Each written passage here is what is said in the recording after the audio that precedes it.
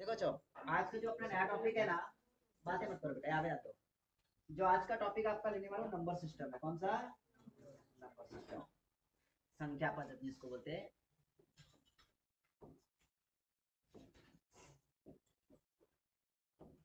पहले इस टॉपिक के बारे में थोड़ी सी इन्फॉर्मेशन ले लो। ये जो नंबर सिस्टम है वो लगभग हर एग्जाम में पूछा जाता है और काफी इंपॉर्टेंट होता है। 2% फिक्स होते हैं, कितने? कम से कम 2% बता रहा हूँ। कई बार इसमें 3 से 4 से 5 प्रश्न तक आते हैं। क्यों? क्योंकि ना इसमें कितने टॉपिक का समावेश होता है, सबसे पहले वो देख लो। यहाँ पे एक नंबर पे अगर बात करें ना, यहाँ पे बेसिक अलजेब्रा का यूज किया जाता है। किसका? Basic algebra. जो आपको मैंने फॉर्मूले बताए थे, ए प्लस बी का होल स्क्वायर, ए माइनस बी का होल स्क्वायर, ए स्क्वायर माइनस बी स्क्वायर, ए प्लस बी का होल क्यूब, ए क्यूब प्लस बी क्यूब। इस तरीके के जो 7 फॉर्मूले है ना, जो वहां पे देखो लिखे हुए हैं ना, वो 7 फॉर्मूले का यूज कैसे करना है आपको यहाँ पे ये देखना है। 2 नंबर पे गॉड मास के ऊपर इसमें प्रश्न आ जाते हैं। 3 नंबर पे फ्रैक्शन। 4 नंबर पर एलसीएम एंड एचसीएफ।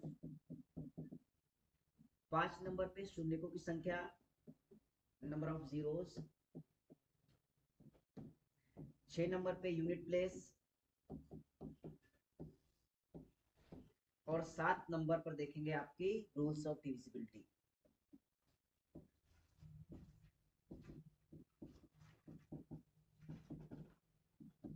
इतने टॉपिक के ऊपर मिक्स क्वेश्चन आते हैं, कंबाइंड क्वेश्चन आते हैं ना बच्चों। तो यहाँ पे ना ये जो टॉपिक दिए गए ना आपको, 7 टॉपिक, 7 टॉपिक के ऊपर आपको थोड़ा सा कमांड होना चाहिए, है ना। तो इसके साथ साथ नॉर्मल जो बेसिक थिंग होती है, इसमें क्या होता है, स्क्वायर एंड क्यूब, ये आपको अच्छे से पता होना चाहिए, है ना। इसके ऊपर जो हम लोग प्रश्न देखेंगे ना, इस टॉपिक से ही आने वाले हैं, ये बात ध्यान में रखना। और स्पेसिफिक इसमें टॉपिक होती है नंबर ऑफ जीरोस, इसके ऊपर 100% एक क्वेश्चन फिक्स होता है, ठीक है। और दूसरा इसमें जो आता है, इसमें यूनिट प्लेस पूछा था। क्या पूछा था? यूनिट प्लेस, इकाई का स्थान। तो ये 2 टॉपिक है ना, फिक्स ही होते हैं, बाकी तो एकदम मिक्स होके आते हैं, ठीक है, ये बात ध्यान रखना। तो नंबर ऑफ जीरो और यूनिट प्लेस, तो ये स्टाफ सेक्शन का फेवरेट क्वेश्चन आता है, इसके ऊपर क्वेश्चन आएगा ही। यूनिट प्लेस पूछेगा या फिर नंबर ऑफ जीरोस, कितने जीरो आएंगे। तो ये 2 टॉपिक को स्टार मार्क कर लेंगे और बाकी के सब लोग लिखेंगे। टॉपिक के नाम लिख लो। देखो जो 1 नंबर का जो क्वेश्चन इसमें दिया गया है, पहला क्वेश्चन क्या बोला है, 28 के वर्ग को उस बड़ी से बड़ी विभाजित किया जा सकता है, बड़ी से बड़ी संख्या से विभाजित किया जा सकता है जो 42 और 56 दोनों को पूर्णतः विभाजित करती हो। देखो यहाँ पे जो सवाल बोला है ना बच्चों, देखो 42 और 56 दोनों को पूर्णतः विभाजित कर सकती है। अब यहाँ पे 42 और 56 को पूर्णतः विभाजित कर सकती है, इसका मतलब क्या पता है, यहाँ पे एचसीएफ निकालना है। क्या निकालना है? एचसीएफ, जिसको आप बोलते हो लसावी, सॉरी मसावी। क्या बोलते हो? मसावी। तो यहाँ पे बच्चों करना क्या है कि 28 के वर्ग को विभाजित करना है, तो उसका परिणाम क्या होगा। तो यहाँ पे जो परिणाम आएगा, परिणाम निकालने के लिए क्या करेंगे, आप सबसे पहले 28 का वर्ग करेंगे। क्या करेंगे? 28 का वर्ग। और यहाँ पे 42 और 56 का क्या निकालेंगे? एचसीएफ। एचसीएफ मतलब क्या होता है, वो संख्या जिस संख्या से दी गई सभी संख्याओं को भाग जाता हो। तो 42 और 56 का एचसीएफ क्या आ जाएगा, बता दो जरा, कितना आएगा? 14, ठीक है। तो यहाँ पे 28 का वर्ग बोले तो 28 गुना में 28, और डिवाइड करेंगे 42 और 56 के एचसीएफ से, वो कितना आ जाएगा? 14 आ जाएगा। जब इसको कट करते हो तो 14 एकम 14, 14 दूनी 28, 28 का डबल कितना होता है? 56। तो इसका आंसर कौन सा आ जाएगा? 56 आ जाएगा। ए करेक्ट है इसका आंसर। चलो लिख लो, ठीक है। देखो पहले सवाल में सबसे पहले तो उसने 28 का वर्ग पूछ लिया, इसके बाद 42 और 56 का एचसीएफ पूछा, और दोनों का डिवीजन करने पर आंसर क्या आएगा, ये वाला आंसर है आपका। अगला सवाल देखो।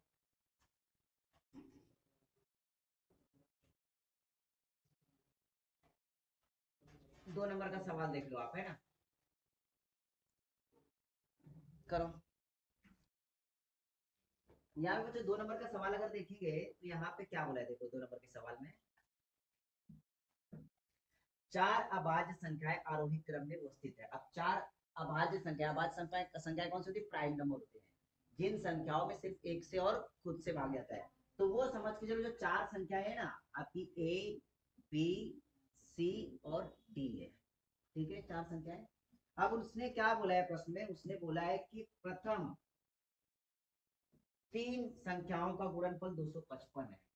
अब ये प्रथम तीन संख्या ले लो, यहाँ पे a गुना में b गुना में c बराबर उसने कितना बोला है 255 बोला है, बराबर बच्चों।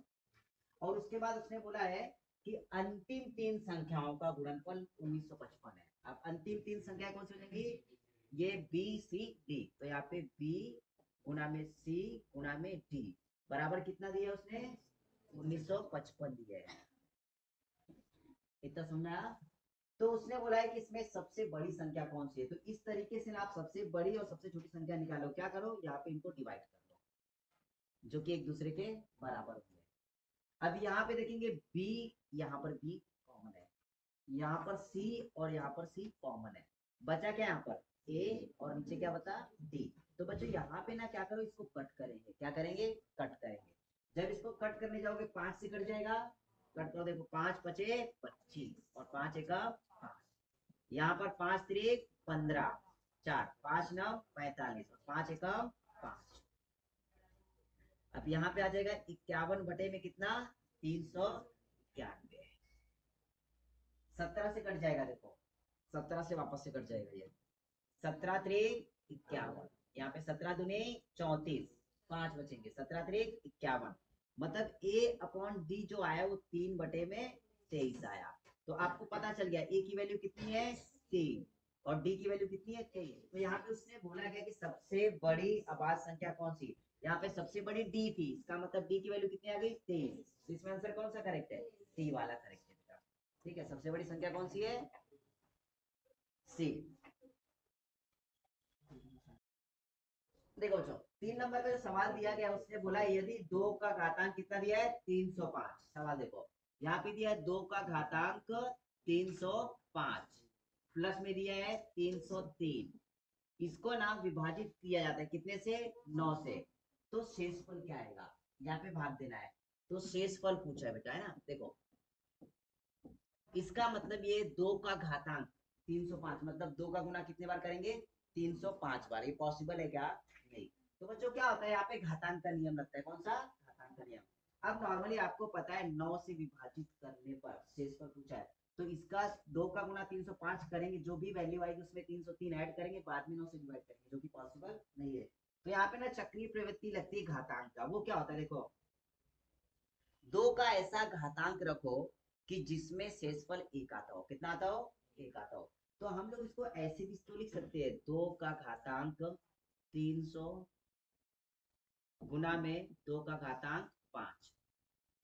जब आधार समान हो तब घातांकों का क्या होता है योगफल होता है गुना करने पर, ठीक है। और यहाँ पे ऑलरेडी कितना दिया है 303 और इसको कितने से डिवाइड करना है 9 से, ठीक है। अब देखो यहाँ पे चक्रीय प्रवृत्ति के आधार पर ऐसा करना है कि 2 का घातांक ऐसा रखो कि जो हर कंडीशन में शेषफल कितना बचे 1। तो ऐसा कर सकते हो 2 का घातांक आपने 6 किया, 2 का घातांक 6 किया, तो 2 का छठवां घातांक कौन सा आता है देखो जरा, 2 का छठवां घातांक जब करोगे तो आता है 64, कितना 64। 2 का छठवां घातांक करेंगे तो 2 का गुना 6 बार करना है, कितने बार 6 बार। तो 2 एकम 2, 2 दूनी 4, 2 तीन 4 दूनी 8, 8 दूनी 16, 16 दूनी 32 दूनी 64, यहाँ पे कितना आ जाएगा 64। अब 64 को जब 9 से डिवाइड करो 9 7 63, शेषफल कितना बचेगा 1। तो इस चक्रीय प्रवृत्ति में करना है कि हर कंडीशन में शेषफल कितना बचे 1 बचे। तो बच्चों यहाँ पे जो आपका 300 लिखा है तो इसको ऐसे भी तो कर सकते हो 2 का घातांक 6 गुना में 50। ये सवाल समझ के चलो, जब घातांक टॉपिक चलेगा तो उसमें पूरा कॉन्सेप्ट क्लियर करूंगा, ठीक है। तो 6 गुना में 50 करिए तो 6 पंचे 300 और यहाँ पे गुना में आ जाएगा 2 का घातांक 5 प्लस 303 बटे में कितना 9। अब देखो सवाल इजी हो गया कैसे, यहाँ पे 2 का घातांक 6 गुना में 50 से कितने बार में भाग करोगे हर कंडीशन में शेषफल कितना आएगा 1 आएगा, कितना आएगा 1। तो ये 1 यहाँ पर रख लो गुना में 2 का पांचवा घात कितना होता है 32 होता है, कितना होता है 32।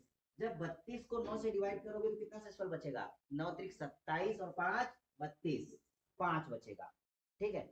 प्लस 303 को भाग दो 9 से, 9 त्रिक 27, 9 त्रिक 27, इसके बाद कितना बचा 6, 63 हो गया, 9 सते 63, तो यहाँ पे क्या आएगा 0 आ जाएगा, कितना आएगा 0। रुको रुको, यहाँ पे पहले ऐड करना पड़ेगा। यहाँ पे 303 रखो और बटे में कितना 9। देखो 5 एकम 5, 303 में 5 ऐड करो 308 बटे में 9। जब यहाँ पे डिवाइड करोगे तो 9 त्रिक 27, कितने बचेंगे 3, और यहाँ पे हो गए 38, 9 चौक 36, कितने बच रहे 2, शेषफल कितने आ रहे 2। तो इसका आंसर कौन सा आ जाएगा 2 आ जाएगा। ठीक है, ये एक तो नया साल है, नए साल वालों को तो साल भर मारती रहूंगा। देखो 4 नंबर का सवाल क्या बच्चों, 4 अंकीय सबसे बड़ी और सबसे छोटी संख्या के बीच का अंतर ज्ञात करें जो कि 36 और 48 से पूर्णतः विभाज्य हो। मतलब 4 अंकों की संख्या निकालनी है, 4 अंकों की सबसे बड़ी संख्या। अभी बताओ 4 अंकों की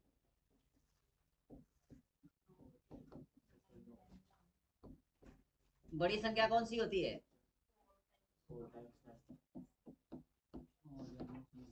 कौन सी आएगी बच्चों बताओ। 4 में सबसे बड़ी संख्या 9999 और सबसे छोटी संख्या 1000। ये पहला सवाल था कि उसमें 4 अंक की सबसे छोटी और सबसे बड़ी संख्या बतानी है। ये क्लियर हुआ। दूसरा सवाल क्या बोला है, 36 और 48 से पूर्णतः विभाज्य, मतलब इन दोनों संख्याओं से पूरा पूरा भाग जाना चाहिए। इन दोनों संख्याओं से भाग जाने वाली संख्या, इसका मतलब यहाँ पे निकालना है 36 और 48 का एलसीएम। क्या निकालना है एलसीएम दशावी। तो यहाँ पे क्या करना है, दूसरे नंबर पे आपको 36 और 48 का एलसीएम ले लेना है। क्या आ जाएगा एलसीएम इनका, 36 और 48 का एलसीएम देखो 144 आएगा। कितना 36 और 48 निकालेंगे कैसे, देखो 12 त्याई 36 और 12 चौक 48, 3 एकम 3, 4 एकम 4, 4 त्याई 12, 12 का और कितना होता है 144, मतलब इनका एलसीएम कितना गया 144। तो सवाल बच्चों ये बोला है कि 4 अंकों की जो सबसे बड़ी संख्या आएगी वो 144 से डिविजिबल होनी चाहिए, मतलब 144 से भाग जाने वाली चाहिए। और उसी तरीके से जो 4 अंकों की सबसे छोटी संख्या है वो भी 144 से भाग जाने वाली चाहिए। फिर इसके बाद दोनों का अंतर पूछा है। तो ये सबसे पहले देखो कि 144 से भाग जाने वाली सबसे बड़ी संख्या कौन सी है।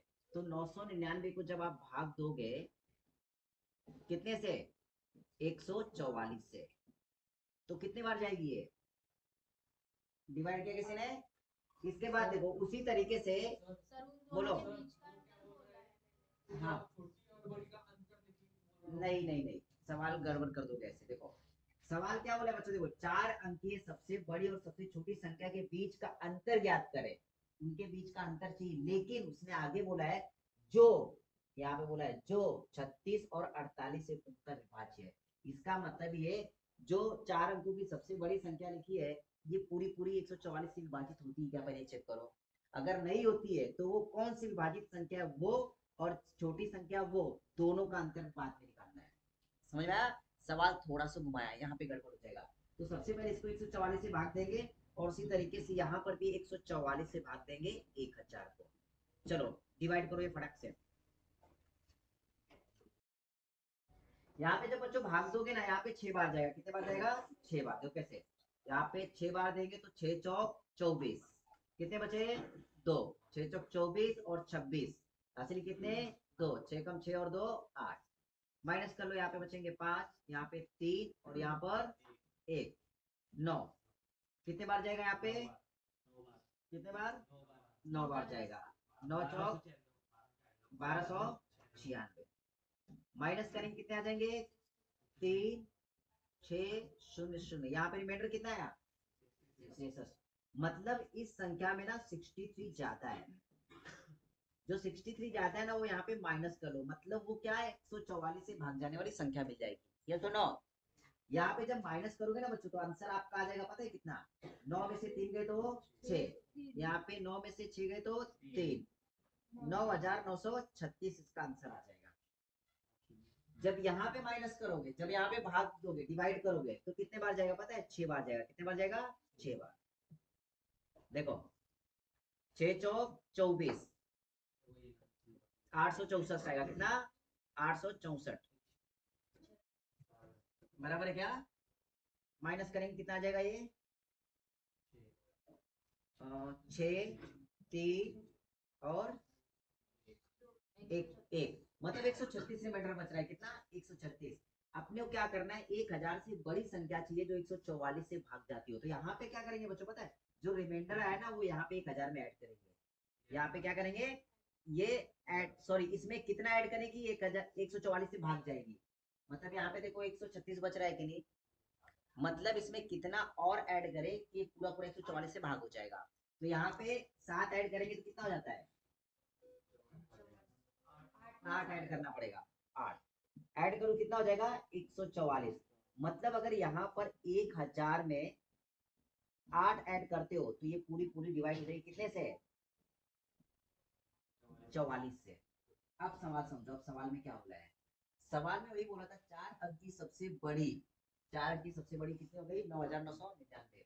4 अंकों की सबसे छोटी संख्या, 4 अंकों की सबसे छोटी संख्या ये हो गई। ठीक है, का के बीच का अंतर ज्ञात करें जो 36 और 48 से पूर्णतः विभाजित हो। मतलब 36 और 38 का हमने निकाला एलसीएम 144 आया। अब 144 से इनको डिवाइड किया तो यहाँ पे रिमाइंडर बच रहा था 63, जो कि माइनस किया तो 9936 को 144 से भाग जाता है, और यहाँ पे 1008 को 44 से 144 से भाग जाता है। तो इन दोनों के बीच का अंतर चाहिए। अभी ये दिया है सवाल, एक्चुअली इन दोनों के बीच का अंतर चाहिए।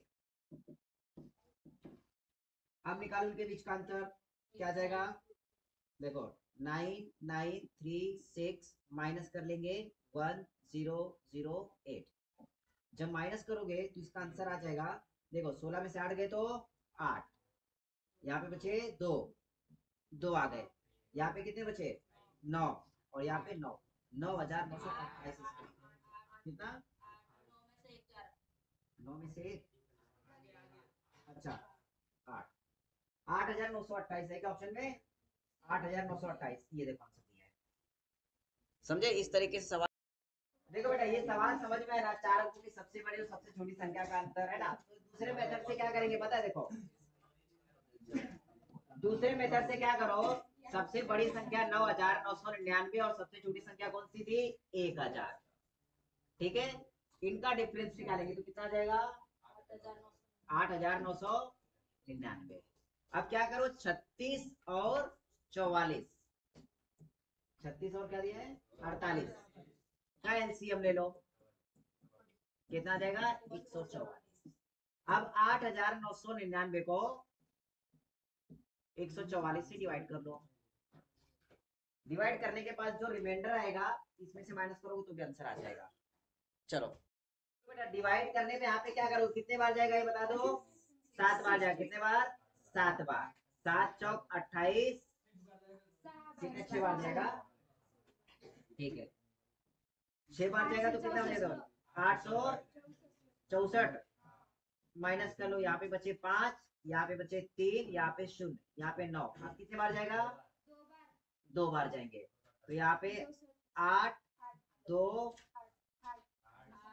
88 माइनस करेंगे 71। क्या करना है, ये जो 71 है ना यहाँ पे माइनस कर लो 8999 में से 71, तो आपको आंसर मिल जाएगा। अरे हो ना भाई, बरं झालं मी तुमच्यापेक्षा मोठ्याने मारला असता आतापर्यंत तुम्ही, है की नाही। 8289 आंसर आ गया तुम्हारा, ठीक है। यहाँ पे ध्यान दो सब लोग, यहाँ पे ध्यान दो। यहाँ पे बोला है 5 नंबर के सवाल में संख्या 73, 115 और 185 को एक संख्या से विभाजित किया जाता है जिसमें समान शेषफल प्राप्त होता है, ऐसी सबसे बड़ी संभव संख्या ज्ञात करें। देखो सबसे बड़ी संख्या बोली तो हमेशा एचसीएफ आता है। क्या आता है, एचसीएफ, जो कि होता है आपका मसावी महत्तम सामायिक विभाजक।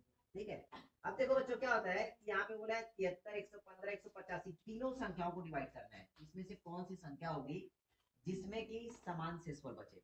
तो इस तरीके के सवाल निकालने के लिए क्या करना पड़ता है पता है, देखो यहाँ पे निकालना होता है एचसीएफ। क्या निकालना पड़ता है, एचसीएफ। तीन संख्या है, संख्या कौन कौन सी दी है, 73, 115 और क्या दिया है 185। ठीक है बच्चों, तो उसमें समान अंतर पूछा है, तो जब भी समान अंतर पूछा तो क्या करना है, इनका डिफरेंस निकालना। इस तरीके से मार दिया, ठीक है आंसर नहीं आता। आप देखो इनका डिफरेंस निकालेंगे तो 5 में से 3 के तो कितने बचे, 2। यहाँ पे 11 में से 7 गए, कितने बचे 4, मतलब इनका आंसर कितना आया 42। यहाँ पे डिफरेंस निकालेंगे, 5 में से 5 गए तो 0, 8 में से 1 गए तो 7, और यहाँ पर 0। ठीक है, जान दो। इन दोनों का अंतर देखेंगे तो यहाँ पे 5 में से 3 गए तो 2, 8 में से 7 गए तो 1, और ये 112। तो यहाँ पे क्या करना है, जो डिफरेंस आया ना 42, 70 और 112 का HCF निकालेंगे। क्या निकालेंगे? HCF। इनका जब HCF निकालने जाओगे तो नॉर्मली इस तरीके से आप करने वाले, बराबर है क्या? कौन सी संख्या से भाग जा रहा है? देखो 14 से भाग जाएगा, 14 त्रिक 42, 14 25 70, 14 8 112। अब कोई कॉमन संख्या से भाग जाएगा क्या? नहीं। इसका मतलब इसका आंसर क्या आ गया? 14। 14 एक ऐसी संख्या है कि हर कंडीशन में इन तीनों को भाग देंगे ना तो समान शेषफल बचेगा। इसका आंसर कौन सा आ गया? सी वाला। लिख लो। सबसे पहले जो अगला सवाल दिया गया है उसमें बोला दिए गए युग्मों में से कौन सा युग्म सहअभाज्य संख्या का युग्म बनाता है। सबसे पहले अभाज्य संख्या क्या होती है वो पता होना चाहिए आपको, अभाज्य। और 2 नंबर पे सहअभाज्य। पहले ये 2 संख्याएं समझेंगे बच्चों। देखो जो अभाज्य संख्या को हम लोग इंग्लिश में क्या बोलते हैं? Prime number. और ये क्या होता है? को प्राइम नंबर। ठीक है, अब देखो बच्चों, प्राइम नंबर यानी कि अभाज्य संख्या वो होती है जिस संख्या में सिर्फ एक से और स्वतः से भाग जाता हो। किसी एक से और स्वतः से। जिस संख्या में एक से और खुद से भाग जाता हो वो संख्या कौन सी होती है? अभाज्य संख्या। 1 से 100 तक कितनी अभाज्य संख्याएं हैं? 25 अभाज्य संख्याएं। उनका योगफल कितना है? योगफल कितना है? 1060, 1060 उनका योगफल है। ठीक है, अभाज्य संख्या। अब को प्राइम नंबर क्या होता है? सहभाज्य संख्या क्या होती है? सहअभाज्य संख्या देखो सिंपल सा मतलब देखेंगे। सह मतलब क्या होता है? 7। अभाज्य मतलब क्या होता है? Prime number. मतलब अभाज्य संख्या के साथ अगर कोई भी संख्या आती है तो वो एक दूसरे की सहअभाज्य संख्या होती है। समझ आया बच्चों? अब यहाँ पे देखेंगे, देखो इसमें कोई भी अभाज्य संख्या दिख रही है क्या? नहीं। इसमें से कोई अभाज्य संख्या दिख रही है क्या? नहीं। इसमें से कोई अभाज्य संख्या दिख रही है क्या? नहीं। लेकिन इसमें अभाज्य संख्या 11 है, तो 11 के साथ आने वाली कोई भी संख्या हो तो वो क्या होती है? सहअभाज्य संख्या। तो इसका आंसर कौन सा आ जाएगा? तो सबसे पहले अभाज्य संख्याएं होती कौन कौन सी भी बता देता है ना। देखो बच्चों, अभाज्य संख्याएं देखेंगे आपने 1 से 25 तक, 1 से 100 तक 25 अभाज्य संख्याएं देखी। वो संख्याएं क्या होती पता है? देखो वो संख्याएं अगर देखेंगे तो नॉर्मली 2 से स्टार्ट होती। कितने से? 2 से। देखो 6×60। ठीक है, देखो यहाँ पे 2, 3, 5, 7, 11, 13, 17, 19,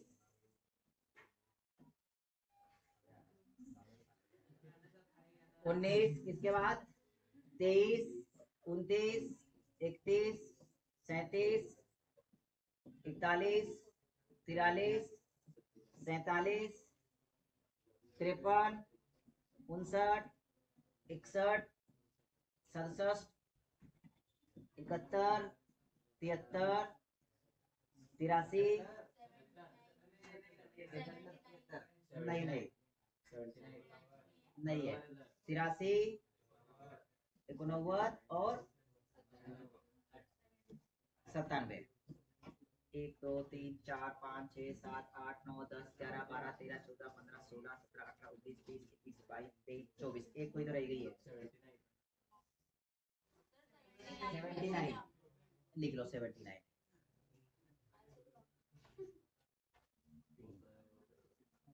ठीक है बच्चों, ये अभाज्य संख्या है। देखो अभाज्य संख्या के साथ कोई भी संख्या आगे तो क्या होती है? सहअभाज्य संख्या। तो सहअभाज्य संख्या का योग मतलब जोड़ी बतानी चाहिए। तो 21, 11 और 21 उसका आंसर आ जाएगा। देखो जो अभाज्य संख्या याद करने की, 25 के 25 अभाज्य संख्या कैसे याद रहेगी उसकी ट्रिक बताता हूँ। 6 के 12 सबका याद है? 6 के 12 देखो 6 का 6 दूनी 6 त्रिक 6 चौक छः पंचे छः सात छः सते छः अठे छः नवाई छः दाम, इसके बाद जाएंगे तो 66, इसके बाद 72, इसके बाद 78, इसके बाद 84, है ना। देखो नॉर्मली 84 के बाद क्या आएगा 90। ये आपने 6 का पारा लिखा, देखो 6 के पारे से ना पूरी पूरी आवाज संख्या याद हो जाएंगी। सबसे पहले आपको सबसे छोटी आवाज संख्या पता है वो क्या होती है, 2 और 3, ठीक है, सबसे छोटी आवाज संख्या। इसके बाद अगर बच्चों देखेंगे ना, आपने 6 के पारा लिखा है, 6 के पारे से पूरी आवाज संख्या आपको एक झटके में याद हो जाएंगी। देखो 6 में से 1 माइनस करो, कितना था 5, और 6 के आगे 7, ठीक है। 12, 12 के पहले क्या था 12 के बाद 13, 18 के पहले 18 के बाद, ठीक है। 24 के पहले, ठीक है। 24 के बाद जान दो, अभी 30 लिखा है, 30 के पहले क्या माइनस करो बच्चों, वहां पे जब है नहीं तो लिखते भी क्या करोगे ना, सिर्फ 6 का पारा याद रखो। यहाँ पे क्या जाएगा 31, इसके बाद 37, 42 के पहले 41, 42 के बाद 43, 48 के पहले 47, 54 के पहले 60 के पहले 59, और इसके बाद 61। यहाँ पे क्या आएगा 65 तो है नहीं, 67 है, यहाँ पर 71, यहाँ पर 73, इसके बाद 79, 84 के पहले 83, अब यहाँ पे आप लिखा 90, 90 के पहले क्या था 91, और यहाँ पे 97। तो बेटा इस तरीके से पूरी की पूरी आवाज संख्याएं याद हो गई, आप समझने की कोशिश करो। देखो यहाँ पे मैंने क्या किया, 6 का पारा लिखा, 6 का पारा पूरा लिखने के बाद क्या हो गया ना, आपको पूरी आवाज संख्याएं एक झटके में याद हो गई। 6 का पारा याद रखो, सिर्फ 2 और 3 आवाज संख्याएं आपने पहले लिख ली। सबसे छोटी आवाज संख्या कौन सी होती है 2, 2 के बाद 3। अब ये जो 6 का पारा लिखा ना, 6 के पहले 5 और 6 के बाद 7, 12, 12 के पहले 11, 12 के बाद 13, 18 के पहले 17, 18 के बाद 19। तो नॉर्मली आपने दिखा था, देखो 5, 7, 11, 13, 17, 19, 23, 29, 31, 37, मतलब पूरी क्रम से ना आपको आवाज संख्या याद हो गई है। तो ये 6 का पारा याद रखो, इस तरीके से आवाज संख्या आपको पूरी याद कर लेना है, ठीक है। आपको 25 की 25 आवाज संख्या मिल जाएंगे, ऐसे काउंट कर लो कितनी है वो।